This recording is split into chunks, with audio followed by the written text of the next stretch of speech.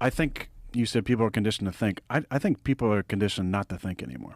They're Right. conditioned to do exactly what they're told Yeah. by their news station, by their politician.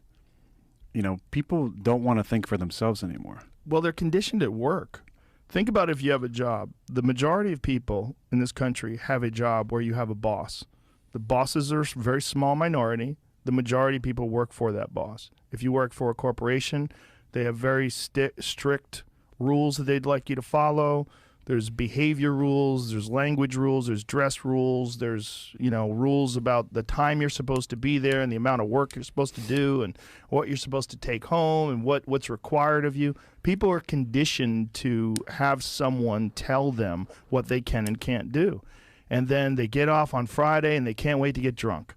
And that's part of why they want to get drunk, is they want to escape. They want to escape this grind of a world.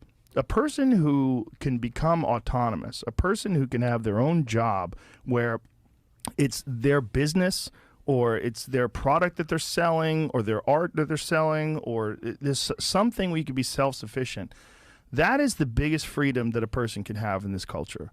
And most people don't have that freedom. So most people are conditioned to have someone lay the rules out for them, tell them when they're supposed to be there, tell them what they get when they work for an hour. That most people don't have the ability to just think for themselves. It's been taken away from them because they want to make a living. Yeah, then you get into student loans. Well, that's the craziest one, right? Because you can't even get rid of those. Right? Every other right Every other loan. Yeah, you can go bankrupt. You can bankrupt. Yeah. Except for student loans. I know of people that are getting Social Security docked. Their Social Security money is being docked because they owe student loans. So you're at the finish line. It's the end of your life. And you owe money for loans that you took out when you were 18. And now you're 65. That's a rough way to leave this life. It's a rough, and the amount of interest based on it. I was reading about this woman who took out $150,000 in student loans, and now she owes $250,000 because of all the interest and all the time. Yeah, and how much over the course of that loan? What are you paying? Like Right. 7 figures for sure, right? Off of that. I mean, it's a fucking business.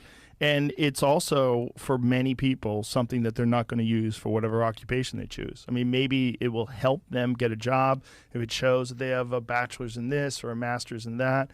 But there's a large amount of people out there that are out there working in a field that is not even their field of study in college. So they have this student loan that didn't even apply to what they wound up doing for a living, and then they have to pay it off forever.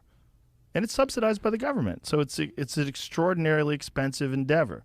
And you're making this choice when you're 18. You don't know what the fuck you're doing. No. You have zero idea. It's the most vulnerable time in your life before your frontal lobe forms. You're not even 25 years old, and you're making these life decisions that will affect you forever. But it's not pushed. It's shame. You're shamed almost if you don't go to college, right? Oh, yeah. It's never pushed like, hey, go learn a technical skill, right? Where you can do a year of apprenticeship or college or study, and then go make 6 figures in a job. One of the biggest times in my life where I felt